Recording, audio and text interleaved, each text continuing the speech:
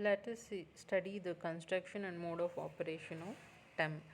The entire column of a TEM consisting of electron gun and electromagnetic lens is encased in a high vacuum. The specimen is also illuminated in vacuum. An electron gun consisting of a tungsten cathode is heated. Here high voltage current is applied in a range of 50,000 to a lakh volts. It releases electrons. A pencil beam of electrons moving at high velocity is projected through the anode plate. Focusing and magnification are achieved by electromagnetic lenses here. There is a condenser lens system which bends the rays of electron so that a parallel beam is directed onto the object, that is specimen, placed below it. The electrons are scattered to a degree that is proportional to the thickness and density of the various parts of the specimen. An objective lens gathers the scattered electrons through a very small aperture and brings them to a focus where a real primary image is formed and is magnified about 100 times. Two projector lenses, which have the function of the eyepiece of the light microscope, magnify a part of the primary image further 300 to 500 times. The focal length of the electromagnetic lenses can be changed by varying the current flowing through the lens, and a continuously variable magnification is obtained. The final image is observed on a fluorescent screen. The specimen to be examined is placed in a special holder and then introduced into the stack between the condenser and objective lenses through an airlock. Finally, when a vacuum has been restored and specimen examination can be made.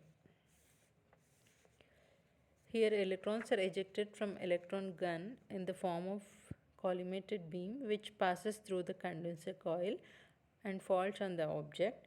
They are scattered and transmitted to the specimen and passes through the objective coil, that is projector coil, and magnifies the image and projects it on the fluorescent screen. What are the applications or uses of TEM?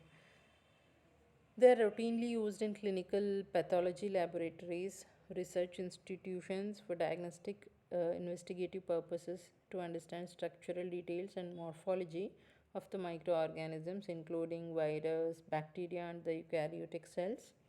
It provides three-dimensional view of the intracellular structures of the specimen. Hence, ultrastructural details of the cell can be studied. The resolving power of TEM is 0.002 nanometer and magnifies the image up to 500,000 x. Compared to SEM, that is scanning electron microscopy, the TEM has the better resolution and magnification.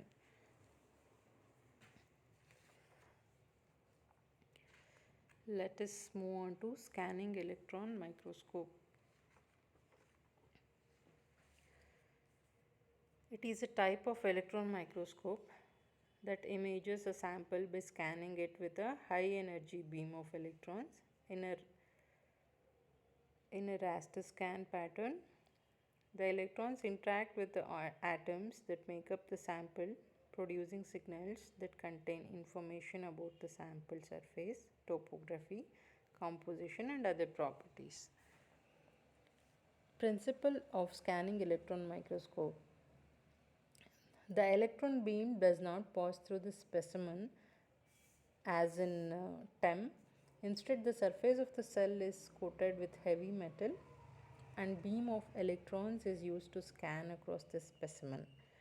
Electrons that are scattered or emitted from the sample surface are collected to generate a three-dimensional image as electron beam moves across the cell. Construction and mode of operation.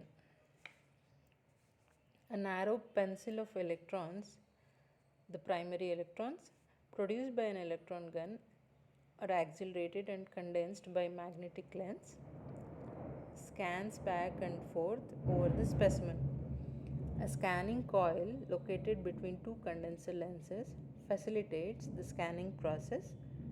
When the electron beam strikes a specific spot, it induces emission of radiation, a tiny shower of low energy electrons called secondary electrons or backscattered primary electrons.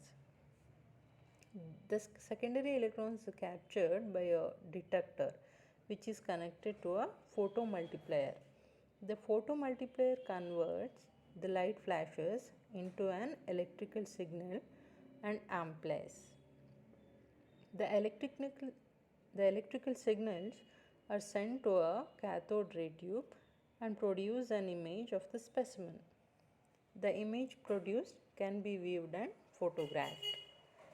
The number of secondary electrons entering the detector from each spot depends on the nature of the surface of specimen. If the electron hits a raised area, a large number of secondary electrons are backscattered and therefore the detector traps more of them. Okay.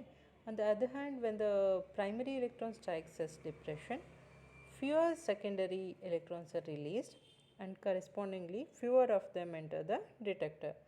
Thus, when the final image is constructed and displayed on the monitor, the raised areas of the surface of the specimen appear brighter and the depressed areas appear darker. Okay. Then coming to the applications or uses of scanning electron microscope, it facilitates the creation of a realistic 3D image, that is three-dimensional image of the surface of specimen.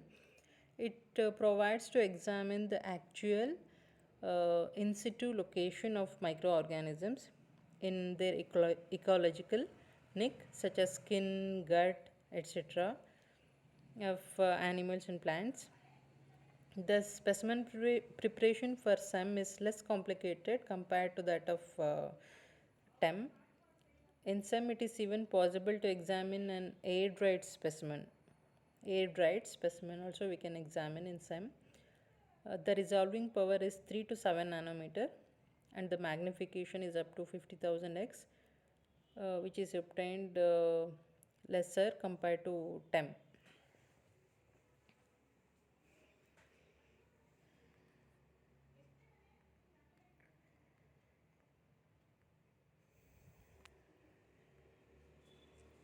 So let us see some of the differences between light microscopy and electron microscopy. Coming to the size, light microscopes are smaller and lighter, so are easier to move and set up, whereas electron microscopes are big and heavy. Cost wise, light microscopes are less expensive than electron microscopes. Light microscopes use approximately the wavelength of 400 to 700 nanometer, whereas electron microscope use beams of electrons. Light microscopes have less magnification compared to electron microscope. Here control of image formation is through glass lenses in your light microscopes. In electron microscopes, beams of electrons can be focused using electromagnets due to negative charge on the electrons. Coming to the resolution, light microscopes have much lesser resolution, whereas electron microscope have much higher resolution than light microscopes. Coming to the color, images including the range of wavelengths provided by the light source, but the colors seen are often due to stain rather than the actual color present in the nature. In electron microscope, they produce grayscale images. Living specimens can be viewed in the light microscope, whereas in electron microscopes, living specimens cannot be viewed. Image formation can be viewed directly in the light microscope. In electron microscopes, use of fluorescent screen and photographic plates or electronic display is needed.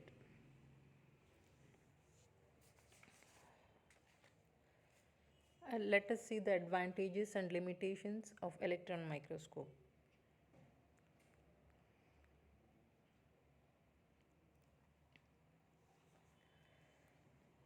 Advantages of electron microscope.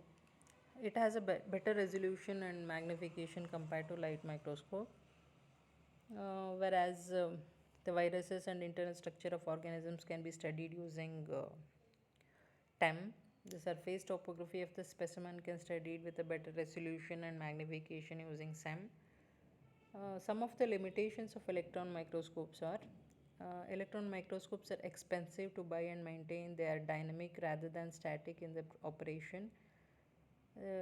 It requires extremely stable high voltage supplies, stable currents to each electromagnetic coils or lenses. The high vacuum conditions in which the specimen is examined causes the specimen to dry up. The specimen has to be ultra thin and selectively stained by salts of heavy metals. So these are some limitations of electron microscope. Coming to the differences between TEM and SEM. Electrons get transmitted from the specimen to form image on the fluorescent screen in transmission electron microscope. In scanning electron microscope, electron gets scattered on the surface of the specimen and doesn't transmit from the specimen. In TEM, secondary electrons are not produced. In SEM, secondary electrons are formed from the surface of the specimen.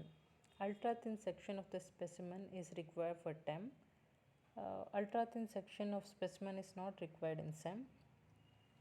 Internal structure of the specimen with 3D dimensional image can be studied in TEM. It is not possible in SEM. Magnification is up to